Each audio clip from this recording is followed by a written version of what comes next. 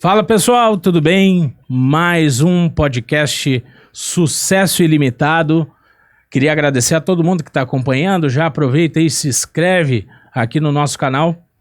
Compartilha, manda para todo mundo aí acompanhar o nosso programa. Hoje eu estou aqui com uma pessoa muito especial, uma pessoa que vai somar muito aí para vocês com muita informação.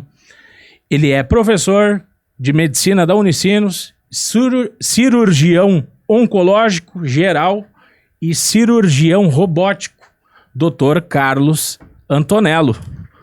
Obrigado, meu amigo. Olá, obrigado, o agradecimento é meu aí, Pietro. Então vamos lá, vamos aos nossos patrocinadores. Obrigado, doutor. Vamos aos nossos patrocinadores. Alis Alimentos, há mais de 20 anos compartilhando bons momentos com você e sua família. Experimente chuletão, Aleza e Nova Itaberaba. Cressol, cultivando raízes e impulsionando o desenvolvimento local. Cressol é uma instituição financeira completa. Vem junto você também. Cisma Prateleiras, mais de 2.000 metros quadrados em materiais à pronta entrega, abrangendo toda a região do Rio Grande do Sul, Santa Catarina e Paraná. Clica no QR Code e confira tudo que eles têm lá nas redes sociais deles, tem todos os produtos que eles trabalham. E PetStars, qualidade em tudo que sua estrela pet precisa. Atendimento com a veterinária Franciele Alice. Compre na loja ou online, loja PetStars. Feito isso, vamos começar aqui com esse mestre, professor aqui. Tudo bem, doutor? Eu acho que a gente tem muita coisa para falar hoje, né? E eu sei que o senhor vem de uma jornada aí na semana muito pesada, né? Acredito que é desafiador, né? Muito desafiador a tua profissão, né? E ao mesmo tempo ela é uma recompensa, né? Fazer o bem sem olhar a quem, né, doutor? Então já vamos começar com uma pergunta já direta, assim. Quais são os desafios que tu enfrenta na tua profissão? Explica mais um pouco pra gente. Bom, hoje a minha profissão, eu posso dizer para ti, Pietro, e para todos os nossos espectadores aí do Sucesso Ilimitado, todo o nosso público que vai assistir a nossa live, a profissão de médico ela é muito gratificante, assim como todas as profissões. Mas para isso eu tive a sorte de conseguir achar aquela profissão que era a que eu mais me identificava. Eu acredito que as profissões são dons. E eu acreditava antes da entrada na medicina que o meu dom era ser atleta. Mas aí Deus, ele nos direciona para o caminho mais correto. Eu iniciei na faculdade fazendo educação física, porque eu era atleta quando jovem, o meu desejo era manter um contato com o esporte. E na educação física eu tive a sorte de ter o contato com disciplinas como a anatomia, a fisiologia. E essas anatomias fizeram eu criar um sonho de ser médico, de trabalhar com aquelas áreas. E hoje eu encontro vários funcionários dentro dos hospitais que eu trabalho e que me veem, às vezes um fisioterapeuta, um enfermeiro, um técnico em enfermagem. Doutor, eu queria tanto ser médico. É muito difícil ser médico e eu sempre sou uma pessoa que tenta estimular as pessoas a buscarem os seus sonhos. Eu sempre digo, se tu quer realmente ser médico, se tu se dedicar, tu vai conseguir fazer a medicina. Eu lembro que dentro do bloco cirúrgico lá do Hospital Regina, tinha uma secretária que ela me abordou e me falou, eu queria ser médico, mas a medicina é uma faculdade tão cara, né? E eu sou de uma família mais humilde, não tenho condições. Olha, se tu quer medicina, tu procura fazer a medicina, porque existem várias formas, existem FIES, existem vários programas do governo federal que favorecem com que aquela pessoa que se dedica para a medicina consiga ser médica. E hoje essa menina, ela já se formou médica. Que bacana. E eu fico muito feliz quando eu consigo dizer que a gente não pode jamais desistir dos nossos sonhos. E eu coloquei na cabeça, eu quero ser médico. Coloquei aquilo na cabeça, fui trabalhando.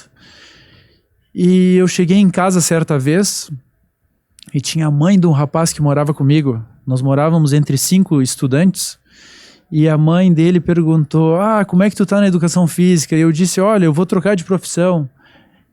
E ela perguntou, qual profissão que tu vai fazer? Olha, eu vou fazer medicina. E ela olhou para mim, porque tem muitas pessoas que são assim, ela olhou e falou assim, tu não tem capacidade para isso. Ela falou aquilo, Isso agora sim, esse foi o maior gatilho. Então esse foi um dos maiores gatilhos de motivação que eu tive na minha vida, quando a gente é confrontado, quando a gente é enfrentado, eu particularmente tenho essa personalidade, quando eu sou desafiado, e ali eu recebi um desafio, eu comecei a estudar, eu passei em último lugar na educação física, numa universidade federal, lá de Santa Maria. E depois de estudando 15, 16 horas, estudando muito, eu consegui ser o primeiro lugar do vestibular de medicina e de todo o vestibular, de 30 mil. Da UFSM, no ano de 2001. Então, isso eu quero dizer para todos vocês. Eu sempre fui um aluno mediano no colégio, estudei em colégio público, as minhas notas as mais altas eram 8, 8,5, nunca fui o melhor da classe. Mas quando a gente tem o desejo de encarar uma profissão, a gente tem que seguir esse desejo. Eu tenho um outro exemplo, porque muitos estudantes estão nos assistindo. Um colega meu de vestibular, ele ia fazendo medicina vários anos, e ele não queria medicina, mas os pais deles queriam muito que ele fosse médico. Então ele fez um ano vestibular de medicina, não passou, 2 anos não passou, aí eu ingressei, e ele ainda estava fazendo medicina, aí um dia eu encontrei ele no campus lá da UFSM. E eu perguntei para ele, e aí, passou na medicina? Ele, não, fiz engenharia. O meu sonho era ser engenheiro e eu vou realizar esse sonho. Ele entrou na engenharia. Bom, ele fez engenharia mecânica, fez curso de pós-graduação em prospecção de petróleo, hoje trabalha numa petrolífera em Singapura. E se ele seguisse o destino, aquela ideia dos pais, ele não teria feito essa profissão. Então a gente precisa seguir os nossos desejos e buscar os nossos dons. Fazer o que gosta, né, Fazer doutor? o que gosto. Hoje, eu sendo cirurgião, a cirurgia é uma especialidade da medicina que ela é muito desafiadora. E é uma especialidade, assim como tantas outras, que exige um trabalho multidisciplinar. Hoje eu recebi agora um questionamento lá no meu Instagram, Dr. Carlos Antonello, como acontece numa cirurgia que se você passa mal, como é que fica o paciente? Você fazendo cirurgias grandes, como fica mal?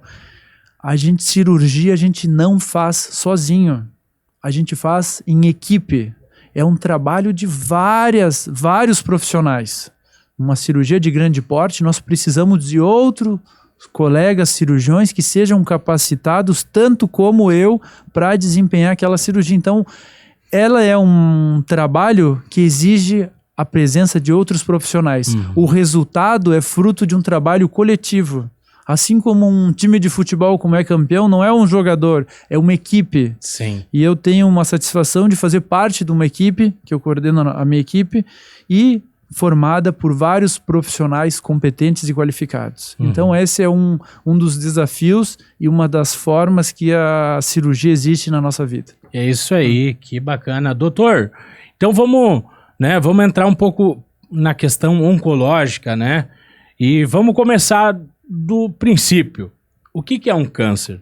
Bom, em primeiro lugar, a gente sabe que um câncer é uma doença que causa muito medo, muita insegurança, muito receio que seja uma sentença de morte. É uma doença que ela está atrelada a muitos dogmas ultrapassados. Câncer é um termo genérico que contempla mais de 200 tipos de doenças. Um câncer de pele, ele é completamente diferente de um câncer de pulmão, de um câncer de intestino, de um câncer de útero, de ovário. São doenças diferentes, mas elas são agrupadas na terminologia câncer porque elas apresentam algumas características em comum. Crescimento desordenado de células, e esse crescimento pode fazer com que aquelas células invadam tecidos próximos ou adquiram uma condição de poder entrar numa corrente linfática, numa corrente sanguínea e se disseminar para o organismo. Então essa é a característica comum do câncer. Uhum. Eu gosto muito de fazer palestras falando sobre o câncer. Eu gosto de levar a informação, isso é um hobby que eu tenho, é um momento de lazer. Falar um pouco o que é o câncer, o que forma o câncer. O câncer, ele não acontece por acaso. E hoje nós vemos que o câncer, ele é uma doença que está crescendo. E esse crescimento está atrelado a um fator muito positivo, o aumento da expectativa de vida da população. No ano de 1900, a expectativa de vida da população do Brasil era em torno de 30 anos.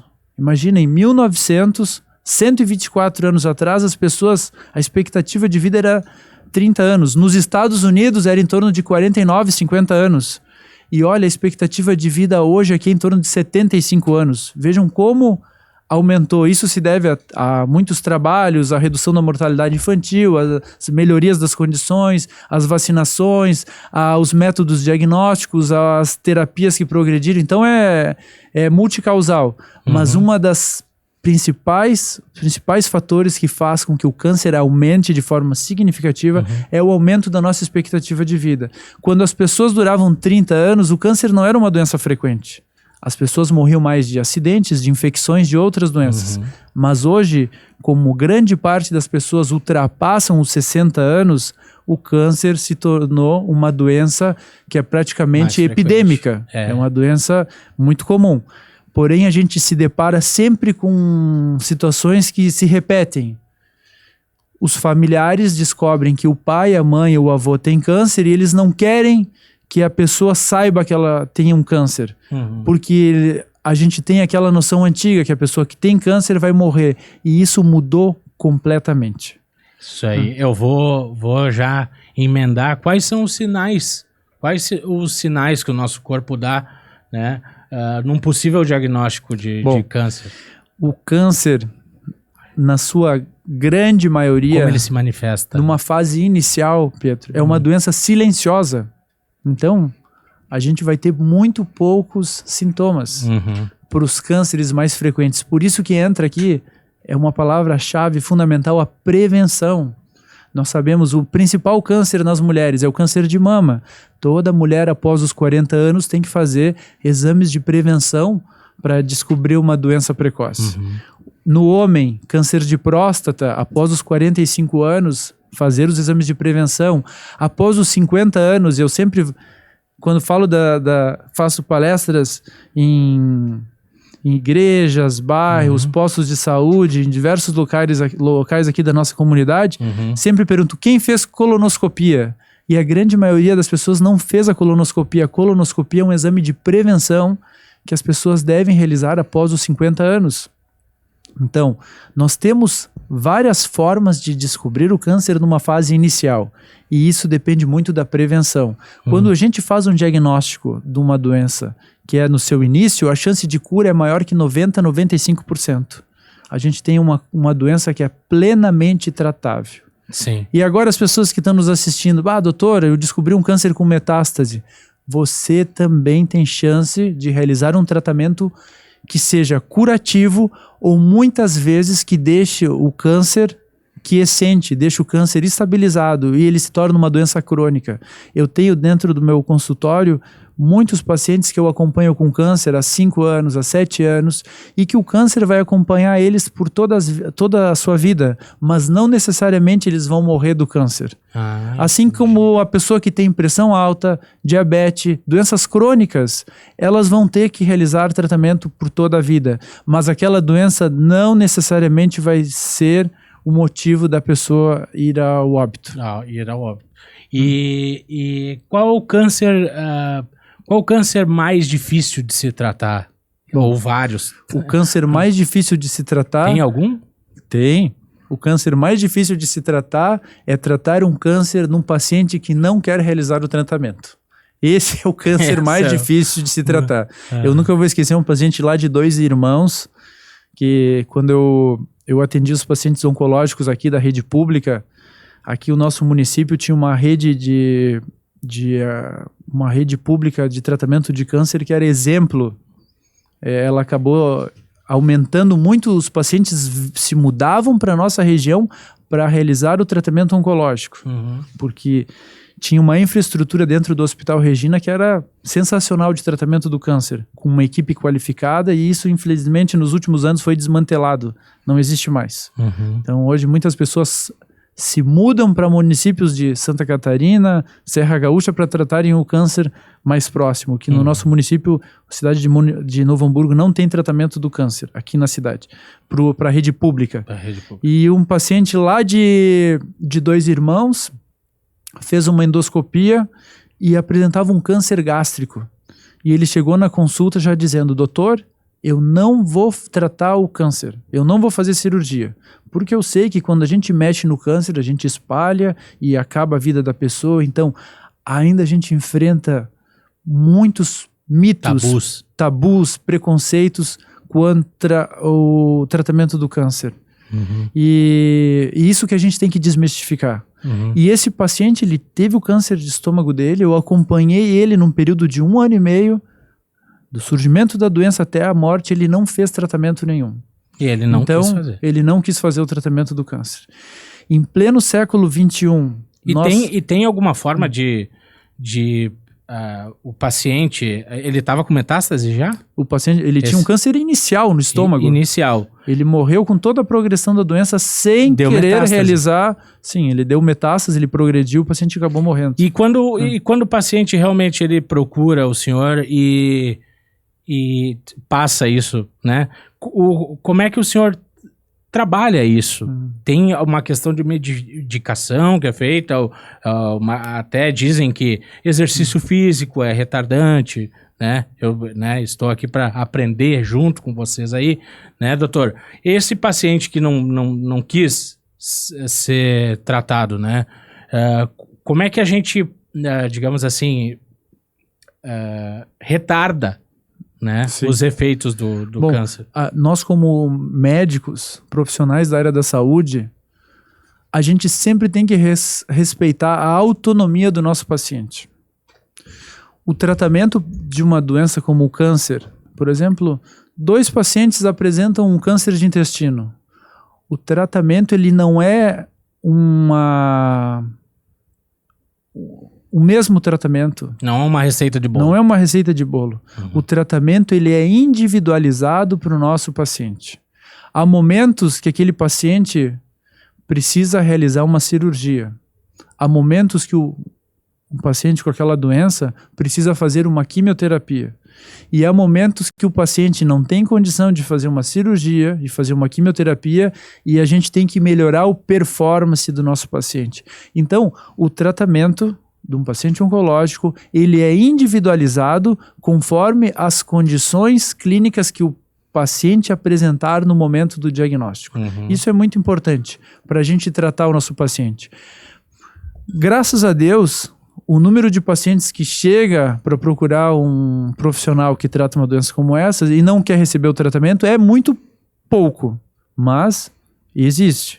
Mas esse paciente a gente vai também acompanhar ele, vamos fazer com que ele não tenha dor, ou reduzir a sua dor, reduzir o seu sofrimento, porque uma doença dessas, quando não tratada, ou quando tratada de forma maltratada, a gente tem cânceres, e aqui a gente está numa região que a gente tem o melanoma, uma das maiores incidências da América Latina de melanoma, é Vale dos Sinos. A gente tem muito. Melanoma é aquele câncer. Eu estava vindo agora pro programa e eu operei uma paciente com melanoma. O melanoma é um câncer de pele que ele pode ser muito letal, desde que, para ser letal, a pessoa não faz o tratamento ou faz um tratamento inadequado. Como é que o câncer de pele se manifesta? O câncer de pele, o melanoma, câncer de pele, o melanoma... Câncer de pele é melanoma. Não, existem vários tipos de câncer de pele. Entendi. O mais frequente de todos os cânceres é o câncer de pele não melanoma, que é um carcinoma basocelular ou um carcinoma epidermoide. Esse câncer geralmente acomete as pessoas após os 60 anos, é aquele ferimento de pele que não cicatriza. A pessoa tem uma lesão na pele e aquela lesão não cicatriza, perpetua aquela lesão, aquele ferimento por mais de 15 dias. Essa lesão precisa ser investigada. Na grande maioria dos casos, uma simples ressecção cirúrgica já é um procedimento curativo para essa doença. Já o melanoma é um outro tumor de pele, não tão frequente como os carcinomas. Ele geralmente é uma lesão, uma pinta na pele, um nevo. Esse nevo apresenta diferentes colorações no seu interior. É aquela pinta que ela é assimétrica. Se nós traçarmos uma linha no interior dessa lesão, a gente vai ver que o lado direito é diferente do esquerdo. Ela apresenta bordas irregulares. Ela pode ter um diâmetro maior que 6 milímetros. Ela pode apresentar sintomas, coceira, dor, sangramento. Toda vez que a pessoa tiver uma lesão de pele assim, é fundamental procurar um dermatologista para realizar um diagnóstico precoce. O melanoma, quando diagnosticado na fase inicial, apresenta uma chance de cura elevadíssima, acima de 90%. Mas o que não pode é uma menina de 27 anos que tem uma lesão multipigmentada no tórax, e ela vê que aquela lesão por vezes até causa sintomas, e ela vai deixando, até que a lesão começa a ser extremamente sintomática, começa a causar uma coceira, um desconforto, e ela vai no médico, faz a biópsia e recebe o diagnóstico do melanoma.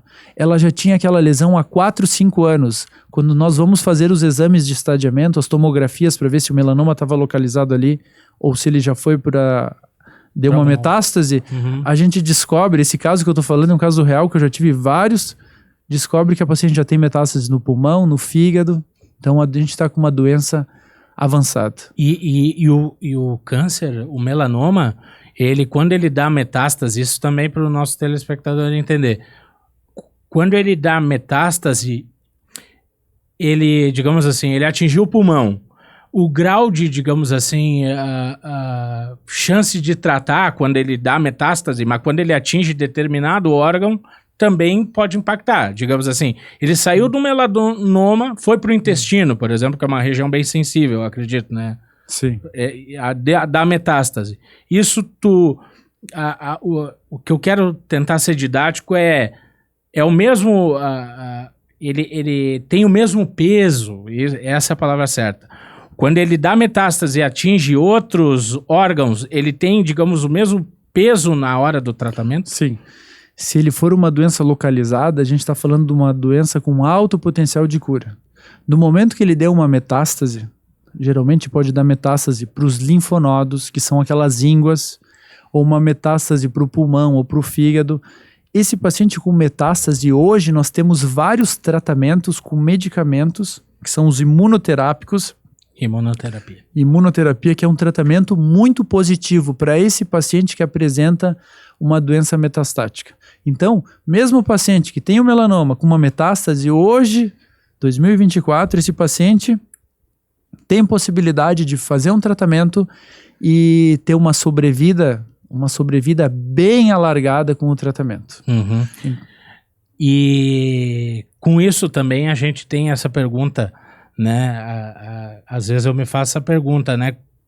O tumor, ele se esconde, né? Então, quando ele aparece, ele é só na prevenção, né? Ou a gente consegue... Por exemplo, eu sei que o câncer, doutor, ele pode se esconder tanto na fase do diagnóstico quanto depois do pós-tratamento, né? Por exemplo, tem casos, né, doutor, em que você fez o tratamento, o câncer, digamos, não aparece na tela ali para ti, nenhum sinal, né? E ele retorna de alguma forma. O câncer tem Sim. Esse movimento. É uma doença silenciosa. Isso. E existe um dos mitos do câncer é quem procura acha. Eu não vou fazer meus exames porque eu não quero achar doença. Não, é justamente o contrário. Quanto mais cedo eu descobrir uma doença que eu possa ter, maior é a chance de eu ficar curado dessa doença. Existem tumores que só vão dar o sintoma, se manifestar quando eles já estão numa fase mais avançada. Então, por isso que é muito importante nós realizarmos exames de rotina com o nosso médico. É muito importante. Ali a gente está priorizando fazer um diagnóstico precoce. As mulheres, Toda mulher após a primeira relação deve procurar um ginecologista. Nós temos uma elevada incidência de câncer de colo de útero. E o câncer de colo de útero, a gente tem uma vacina, que é a vacina para o HPV, que as meninas, já está disponível na nossa rede pública. E o ano passado a aceitação, a realização dessa vacina foi baixíssima. Vacina para o HPV, as meninas e meninos já podem realizar. E o exame do pré-câncer, o citopatológico de colo do útero, que é o exame do Papa Nicolau, todas as mulheres têm que realizar esse exame com o seu ginecologista. Se nós fizermos essas duas, a Organização Mundial da Saúde há pouco mostrou 70% da população feminina vacinada e 90% das mulheres realizando o pré-câncer, a gente erradica, assim como já erradicou a varíola, a gente erradica o câncer de colo de útero. Câncer de útero e de colo de útero não é a mesma coisa, né, doutor? O câncer de colo de útero, ele é de uma parte do útero, mas existe outro câncer de útero que é o câncer de endométrio. São doenças completamente diferentes. Explica pra gente um pouquinho qual é a diferença desses dois. O câncer de colo de útero é um câncer que a gente tem que prevenir ele através do pré-câncer. Todas as mulheres realizarem o exame do citopatológico de forma anual ou bianual, mas acompanhar com o seu ginecologista. Depois da primeira relação, tem que procurar o ginecologista. Isso para o câncer de colo de útero. Câncer de endométrio é um câncer que ele está associado a vários fatores de risco, como obesidade, ovário policístico, hipertensão, diabetes. É um desequilíbrio hormonal. É quando a gente tem excesso de estrogênio sem o antagonismo da progesterona. Então, ele é formado por um desequilíbrio hormonal, diferente do câncer de colo de útero, que é formado por um vírus transmitido através de uma relação sexual, que é o vírus do HPV. Então, câncer de colo de útero a gente trata de uma forma. Câncer de endométrio a gente trata de outra forma. Então são dois cânceres que acometem o útero. Um acomete o corpo do útero, que é o endométrio, e o outro acomete uma outra parte do útero, que é o colo do útero. É a endometriose. Endometriose já é uma doença benigna, que a gente pode falar um pouquinho logo à frente. Então, o câncer de endométrio é o câncer oncoginecológico que mais cresce no primeiro mundo, em países desenvolvidos. Hoje a gente ainda está combatendo muito o câncer de colo de útero, que é uma doença que a gente já teria que ter diminuído muito a sua incidência. E por que a gente não consegue diminuir a incidência? Porque o número de mulheres que realizam o pré-câncer ainda não é aquele número que é o desejado. E a vacinação está muito aquém também. Então a gente tem que falar, todas vocês mulheres, quando é que realizaram o pré-câncer? Faz 5 anos. Vai procurar o ginecologista e fazer o pré-câncer. Ali a gente pode já estar fazendo o diagnóstico precoce de uma doença que tem uma chance de cura em torno de 100%, se a gente descobrir ela no início. Sim. Tá? Já falando um pouco de uma outra doença que quando eu fui fazer o meu curso de pós-graduação em cirurgia robótica no Hospital Albert Einstein, em São Paulo, eu acompanhei uma equipe que eles realizavam muita cirurgia de endometriose. E o que é endometriose? A endometriose é uma doença benigna que causa muita dor nas mulheres. Quando a mulher vai menstruar, ela tem muita dor. Quando ela vai ter uma relação sexual, ela tem dor na relação. É uma doença que faz com que muitos casamentos sejam desfeitos, porque às vezes o marido, por não saber que a mulher tem essa doença, e ela mesma não saber, ela acha que ela não quer mais ter relação com ele, que alguma coisa está errada no casamento. E a mulher não quer ter relação porque quando vai ter relação é como se tivesse que ter um parto. Não tem prazer. Porque não tem prazer e muito pelo contrário, tem dor e ninguém vai ter uma relação para ter dor. Então a endometriose causa dor nos períodos menstruais, dor durante a relação, e um outro problema que também pode afetar as mulheres é uma causa de infertilidade. Poxa, explica pra gente. A mulher tem um casamento, fica tentando engravidar, 50% das infertilidades do casal pode ser da mulher e 50% do homem. Sim. Quando é da mulher, uma parcela significativa é causada por endometriose. A mulher não consegue engravidar por essa doença, endometriose. E a nossa equipe fica muito feliz que essa semana nós tivemos a nossa 11ª paciente mulher que fez a cirurgia. A gente remove todos os focos da endometriose na pelve, tiramos todos esses focos e nós tivemos a 11ª que conseguiu engravidar. Ela conseguiu tá grávida de um bebezinho, né? e tinha tentado 4 anos antes da cirurgia e não conseguiu. Fez a cirurgia em julho do ano passado e engravidou agora. Ano após. A endometriose, que bacana, doutor. Parabéns, né? Trazendo mais vida para as pessoas. A endometriose, a cirurgia ela é feita roboticamente? A gente consegue fazer a cirurgia de forma minimamente invasiva. A melhor forma que nós temos hoje é através da cirurgia robótica. As pessoas perguntam, doutor Antonello, o que é cirurgia robótica? Coloca um robô lá e faz a cirurgia. Qual é a diferença de uma tradicional para uma robótica? A cirurgia robótica, a gente realiza pequenos cortes na barriga, e através desses cortes nós colocamos trocáteres, que são os meios pelos quais a gente introduz as pinças. Na cirurgia robótica é um acoplo em cima do paciente, um robô. Eu vou colocar as pinças e o robô vai ficar com as pinças. Agora, ontem saiu no meio médico uma cirurgia robótica realizada de Roma. O cirurgião estava em Roma e conseguiu realizar em Beijing, na China. Em tempo real ele realizou.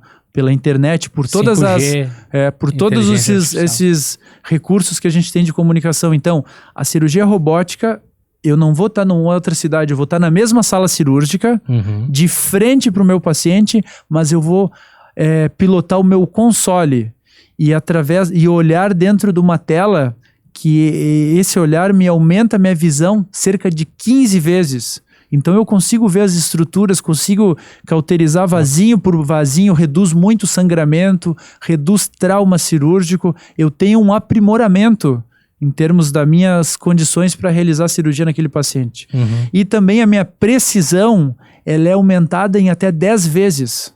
Tem um vídeo na internet, no YouTube aí para vocês que quiserem assistir, coloca lá, descascando uma uva com o robô. O robô descasca toda a uva, que a gente nunca ia conseguir fazer aquilo ali de forma manual, mas o robô ele traz mais precisão.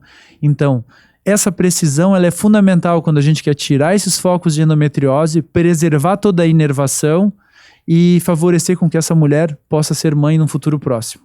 Então, isso é uma cirurgia robótica. Cirurgia laparoscópica é uma cirurgia que eu faço os pequenos cortes, mas eu piloto as pinças. Não tem robô, sou eu que piloto as pinças. Sim. Então, é claro, a gente também consegue fazer a cirurgia pilotando as pinças, mas a precisão que eu ganho com o robô não é tão visível assim. E a aplicação da cirurgia robótica para uma tradicional?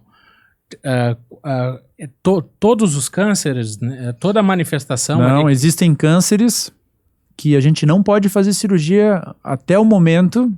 Tem câncer que a gente não pode fazer cirurgia minimamente invasiva. Por quê? Por exemplo, o câncer de colo de útero é um câncer que não é recomendável. Surgiu um grande trabalho aí multicêntrico, o LACTRA, em 2018, já mostrando, não é recomendável fazer cirurgia minimamente invasiva, tanto laparoscopia robótica, para o câncer de colo de útero. Esse não é recomendável, porque ele aumenta, essa cirurgia pode aumentar a mortalidade da paciente em até 10% em 4,5 anos, então não é recomendável. Mas existem já o câncer de endométrio, o padrão ouro é cirurgia robótica, que também é do útero, mas é em outro local do útero. Os cânceres de intestino, nós realizamos na nossa equipe cirurgia de câncer de intestino, cirurgia de câncer de pâncreas, de estômago, de ovário, de corpo de útero, tudo endometriose, cirurgia robótica.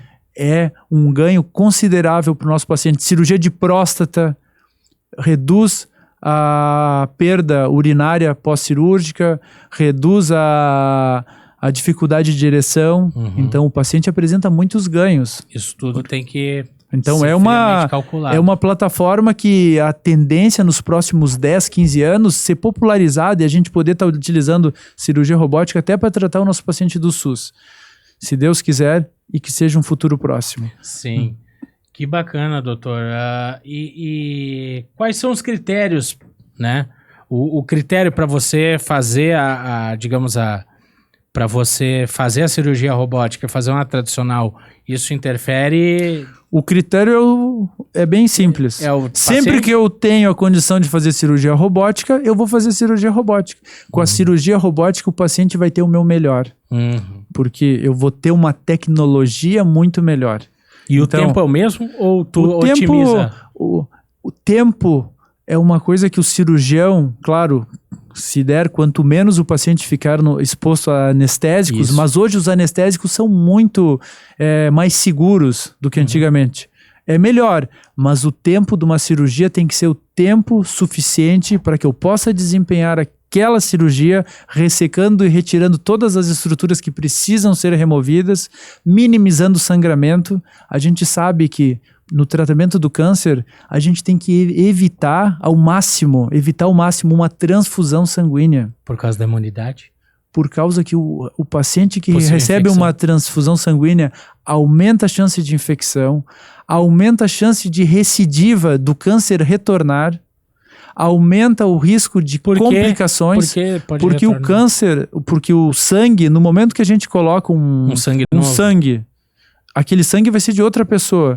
Esse sangue, ele causa um processo inflamatório dentro do nosso organismo. A pessoa vai receber as hemoglobinas, a hemoglobina que vai ajudar a transportar o oxigênio, mas ao mesmo tempo ela recebe outras substâncias que desencadeiam uma cascata inflamatória dentro do nosso paciente. E essa cascata inflamatória pode ser muito prejudicial. A gente, para transfundir um paciente, só se o paciente for morrer. A gente transfunde o paciente. E quais... Porque a gente sabe que a transfusão, ela pode ser muito deletéria para o nosso paciente. Só em últimos casos. Em últimos casos. E a cirurgia robótica, como a gente consegue com as nossas pinças olhar vasinho por vasinho, cauterizar de forma bem delicada, reduz muito a perda sanguínea e, consequentemente, a necessidade de o paciente realizar uma transfusão. Doutor, e quais os tipos de tratamento que a gente tem? A gente faz a cirurgia, tira ali o tumor. O posterior, como é que é o pós-cirúrgico? Bom, quais os tipos que a gente tem? Um paciente, falando do tratamento do câncer, em primeiro lugar, nós temos que saber que tipo de câncer que tem o meu paciente, qual órgão, de onde é que veio aquele câncer, em que estágio aquela doença se encontra, ela está localizada naquele órgão, ela já foi para um linfonodo, ela já foi para um órgão à distância. Qual é a condição clínica do meu paciente? Ele tem um bom performance? Ele é um paciente fit ou ele é um paciente frágil?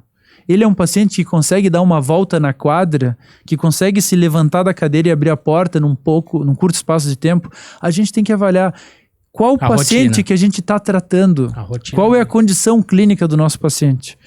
Tem pacientes que nós conseguimos realizar tratamentos mais agressivos, que muitas vezes são tratamentos que aumentam de forma considerável a chance de curar aquela doença naquele paciente, mas tem outros, por uma situação do câncer ser uma doença progressiva que muitas vezes fragiliza o nosso paciente, a gente não pode já iniciar, querer fazer um tratamento mais agressivo, que a gente acaba perdendo o nosso paciente.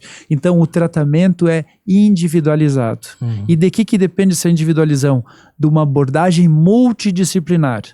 Nós, com o paciente com câncer, nós temos que ter um cirurgião especializado no tratamento do câncer, um oncologista clínico. É fundamental nós termos um radioterapeuta, nós temos uma discussão multidisciplinar na abordagem, na forma que nós vamos tratar aquele nosso paciente. Existem pacientes que se beneficiam bem mais com uma cirurgia, às vezes uma cirurgia menor, às vezes nós precisamos realizar uma cirurgia maior, às vezes precisa fazer quimioterapia antes, às vezes depois. Mas isso tudo depende de como a doença se encontra no nosso paciente e quais são as condições clínicas do nosso paciente. E você tocou num ponto bem importante, bem interessante aqui, que é a aplicação da quimioterapia antes da cirurgia. Muitas vezes a quimioterapia antes da cirurgia pode aumentar a chance daquele paciente ficar curado. Cada vez mais vem surgindo trabalho mostrando, agora, semana passada nós tivemos a apresentação do importante trabalho mostrando para que alguns cânceres de esôfago é fundamental, conforme o tipo histológico, aquele paciente realizar uma quimioterapia específica. Aquela quimioterapia realizada antes da cirurgia aumenta a chance que aquele paciente... Doutor? Porque existem cânceres que a quimioterapia já vai lá no local onde está com o câncer e vai diminuir o tumor e vai diminuir a chance daquele tumor que já pode ter entrado numa corrente linfática ou hemática e está circulando lá na corrente sanguínea, uma célula, a gente já colocar quimioterapia e essa quimioterapia já matar essa célula. E se eu vou fazer a cirurgia com essa célula circulando, eu vou causar um trauma no meu paciente. A cirurgia é um trauma, é um processo inflamatório. E muitas vezes esse processo inflamatório pode potencializar aquela célula que está correndo na nossa corrente sanguínea se multiplicar com mais facilidade. Porque muitas vezes eu deprimo, eu reduzo o meu sistema imunológico com uma cirurgia. E aí eu tô com um agressor lá em vários locais e ele vai se implantar com uma maior facilidade. Então, o tratamento deve ser individualizado. Nós temos, nos últimos 10 anos, nós temos muitos avanços na medicina. E poderíamos, se não fosse essa questão humana de nós estar gastando dinheiro em armas, em guerras, a gente poder estar voltado todo o nosso dinheiro para pesquisa, em tratamento, em progressão, em coisas mais benéficas para nós, nós poderíamos estar muito mais adiantado. A gente podia estar muito avançado. Mas aí, agora, um americano lá, eu vi, doou todo o dinheiro dele para uma empresa que produz armas. Imagina, esse dinheiro poderia ir para um centro de pesquisa para fazer pesquisa no tratamento do câncer. Então a gente vê que a maldade humana faz com que ainda a gente nos limite muito a nossa progressão. Sim. Mas mesmo assim, existem mais de 500 moléculas, existem mais de 500 tipos de remédio que estão em testes e que logo em seguida vão surgir aí para o uso clínico. Remédios que nem surgiram, eles vão surgir nos próximos 5 a 10 anos, ou até menos. Tem pesquisa já, Tem pesquisas, muitas, mas a gente poderia ter muito mais. Infelizmente a gente não tem por várias causas. Também quando a gente fala de câncer, agora tivemos as enchentes. E a gente viu aí pessoas que tinham a capacidade... Bom, a gente ficou muito feliz que a gente viu muitas pessoas solidárias, ajudando. Isso aí que nos deixa motivado, mostrando que o ser humano, de fato, a grande maioria é de boa índole. Mas a gente viu um que outro fazendo um golpe, roubando a água, roubando isso, aquilo. Então a gente vê que sempre tem pessoas que destoam um pouco. Tá? E na medicina... O que a gente pode perceber? Que existem pessoas que apresentam um câncer numa fase avançada, que estão realizando um tratamento paliativo, recebendo os remédios para não apresentar dor, não ter sofrimento. Elas vão acabar indo a óbito em algum momento, mas a gente pode, como profissional médico, amenizar aquele sofrimento. Em que ponto, doutor, a gente consegue identificar quais as doenças que, no caso câncer ali, que dá a condição num paciente terminal?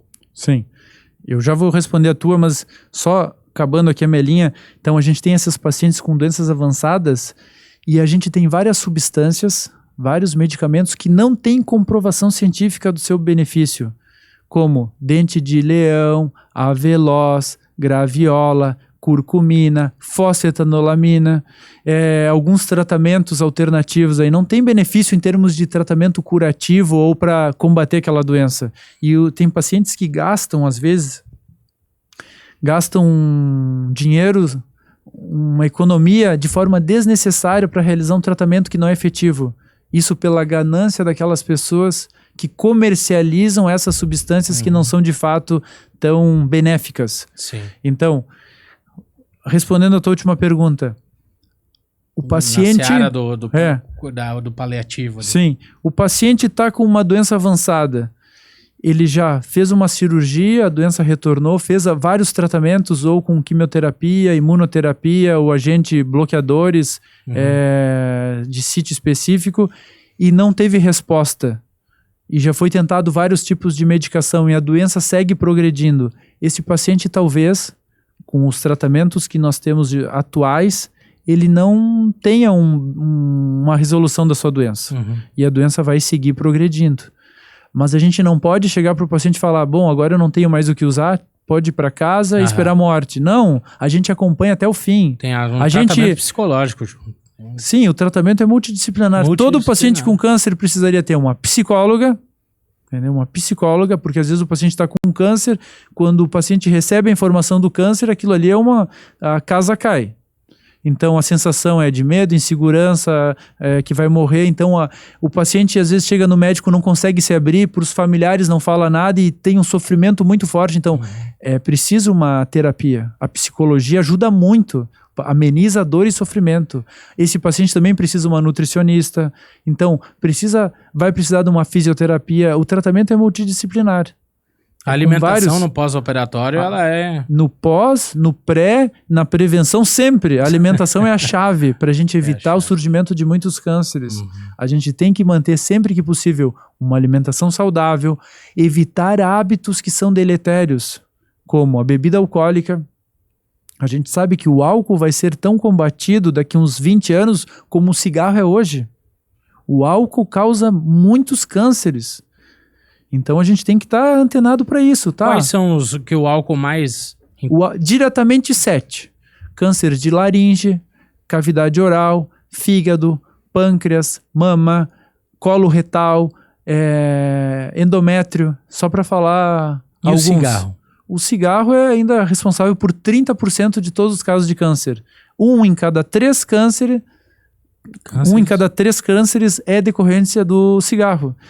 9 em cada 10 cânceres de pulmão é em decorrência do cigarro. O cigarro é ainda o grande vilão.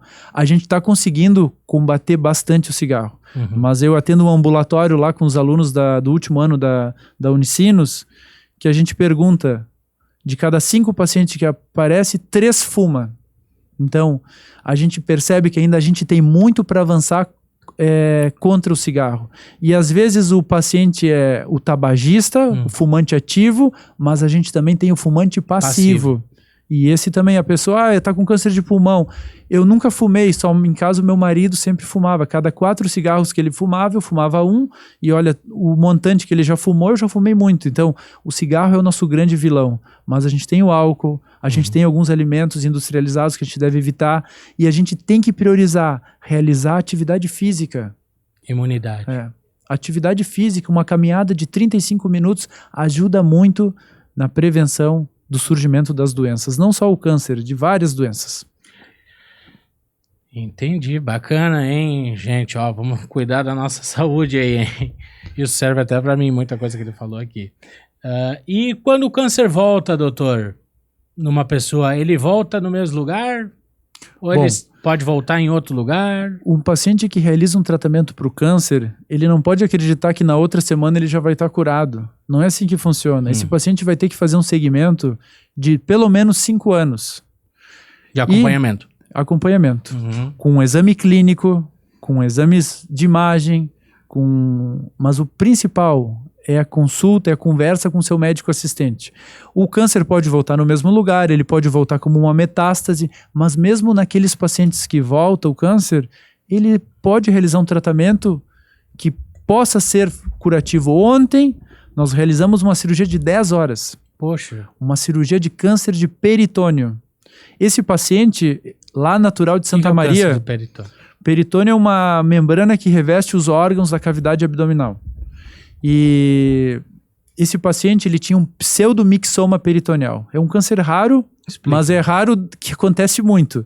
Então, esse câncer, ele realizou uma cirurgia, uma citorredução, que a gente remove todo o câncer da barriga e depois realiza uma quimioterapia aquecida. 90 minutos de quimioterapia aquecida a 42 graus. Ele fez essa cirurgia, nós fizemos essa cirurgia nele em 2019.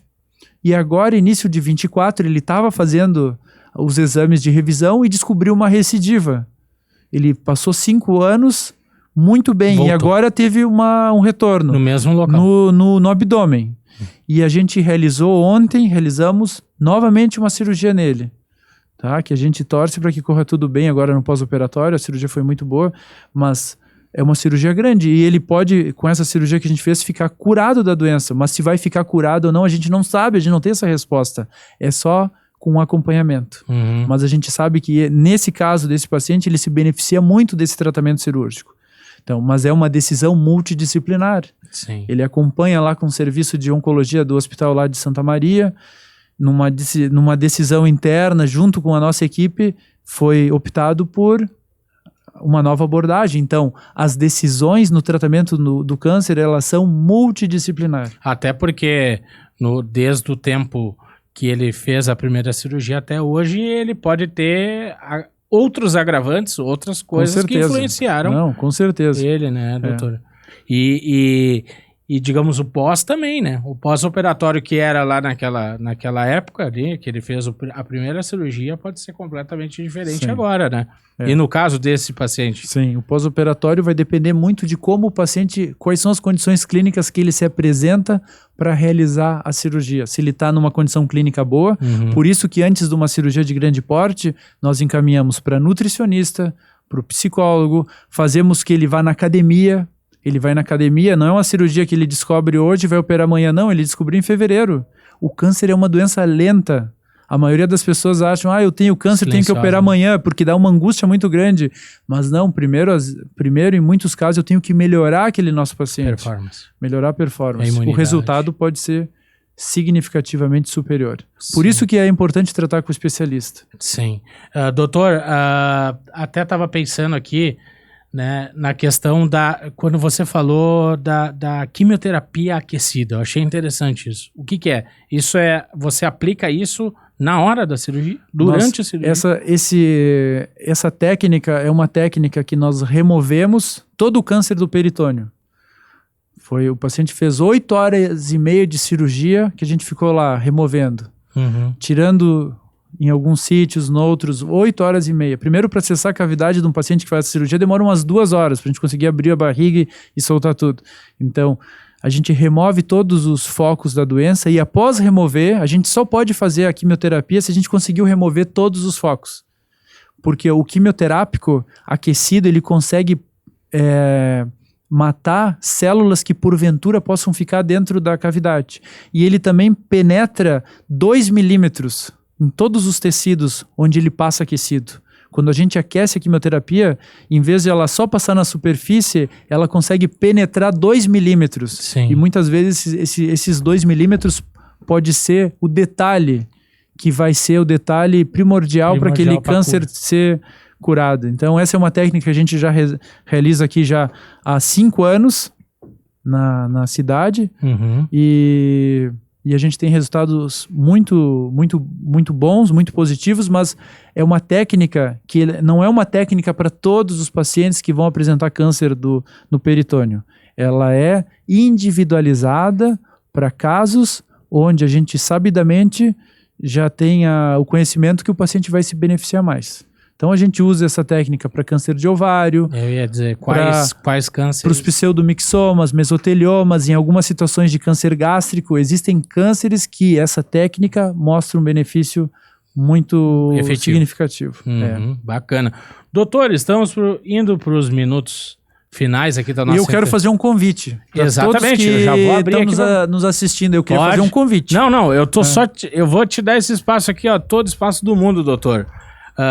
Antes de você fazer esse nosso convite, porque eu sei que tu tem uma coisa muito interessante, gente, que é uma ONG, né? ONG Juntos pela Vida. Ela não é minha, ela é de várias pessoas que têm o mesmo intuito, poder fazer o bem para uma pessoa que está precisando.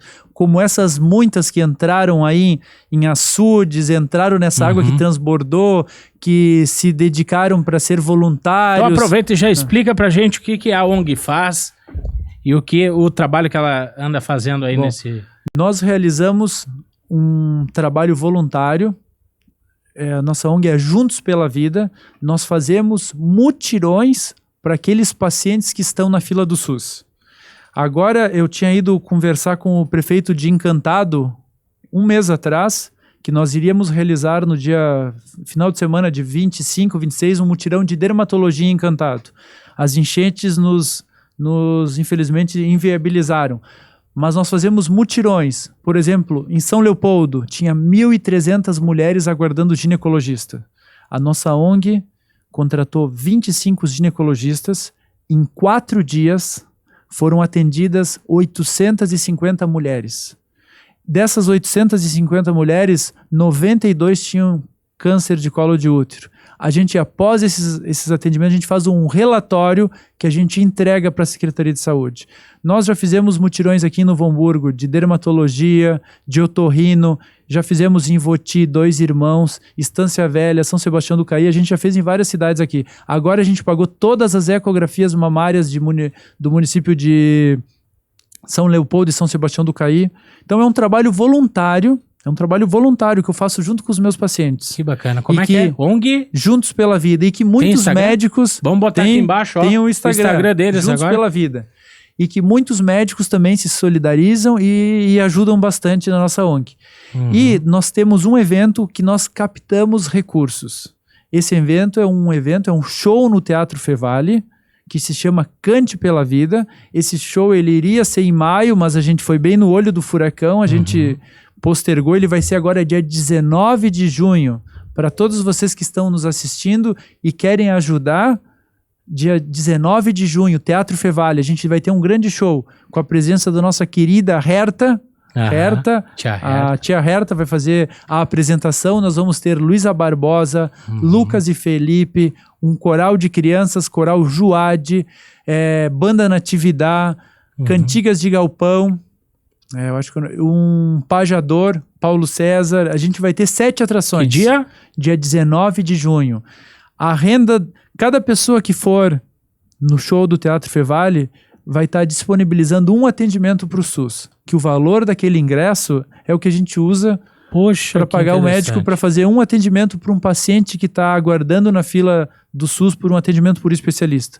A gente já fez mutirões que a gente atendeu pacientes que aguardava 8 anos uma consulta com dermatologista, 4 anos uma consulta com urologista. Então a gente sabe que a gente tem muitas dificuldades na nossa rede de saúde, mas uma delas é as consultas com especialistas. E às vezes nessas consultas nós fizemos um mutirão numa cidade, 35 atendimentos de urologia. Lá, por exemplo, nós tínhamos 3 pacientes com câncer de próstata, tá? Que o urologista só com o toque já identifica muitas vezes, e pacientes aguardando fazer a cirurgia de vasectomia, um outro paciente com uma dor na relação. Então a gente tem casos muito heterogêneos. Sim. E todos aguardando com a mesma finalidade, é uma consulta com o urologista. E muitas vezes essa consulta demora e pode ser uma loteria para aquele paciente que tem câncer e vai demorar muito para ser atendido. Pelo sistema muitas vezes público. Ele vai ter a sua doença sendo descoberta num estágio mais avançado, onde a chance de cura é menor. Então é um trabalho social, voluntário, que eu faço junto com todas aquelas pessoas que querem participar. E dia 19 de junho, o show é emocionante, é belíssimo, Que é bacana. muito bom. A gente já faz há 7 anos, 4 anos no Teatro Fevale, e eu aguardo todos que vocês puderem comparecer. Tá feito o convite e olha, eu sou um que vou ter que dar um jeito na minha agenda de prestigiar. Gente, que bacana, doutor. Eu fico lisonjeado primeiramente de entrevistar o senhor com a sua bagagem. Eu acho que vamos ter que ter, né, uma parte 2 aí, porque tem muita coisa pra gente conversar. Desde já, eu agradeço a tua vinda aqui. Creio que vai elucidar muito, né? Até na questão da prevenção, né, gente? A prevenção é tudo, na qualidade de vida, na alimentação, na rotina, nos hábitos, né, doutor? Isso influencia muito. E você que está na dúvida, faça o diagnóstico, né? Faça os exames e faça a prevenção, né? Doutor, eu sei que você está com uma agenda muito cheia depois desse programa, mas desde já te agradeço.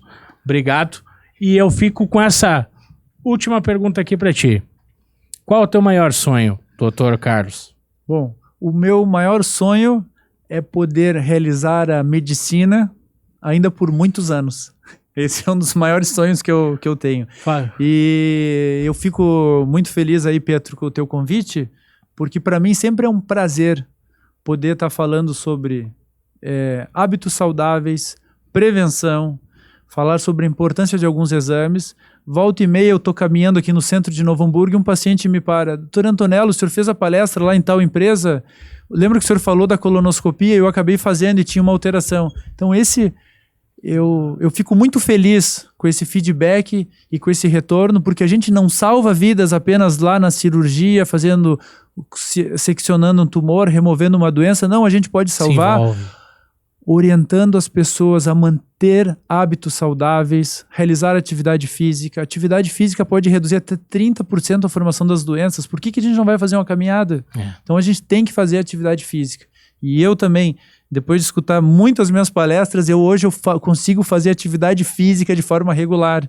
Que no início a gente fala a teoria e tem uma dificuldade para pôr na prática. A rotina mas não, nos impede. a gente tem que colocar na prática os hábitos saudáveis. E eu fico Botar muito como feliz de poder ter vindo hoje aqui no teu programa e estar falando sobre prevenção, porque eu sei que muitas pessoas vão escutar e muitas delas vão pôr em prática. Eu estava entrando numa cirurgia lá no Hospital Regina às 10 da noite e a moça da limpeza me abordou. Doutor Antonello, eu queria agradecer para o senhor porque eu comecei, depois de muitos anos, a voltar a fazer minha caminhada.